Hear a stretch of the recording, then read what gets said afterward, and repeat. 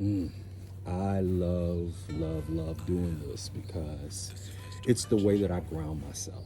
You know, I know my grass a little bit on struggle, so don't talk about it. But yeah, I've been waiting all year to walk barefoot in the grass and just reconnect myself with a little bit of nature.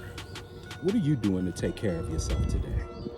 Remember, when nobody else loves you, you gotta love you way more. Be better, y'all.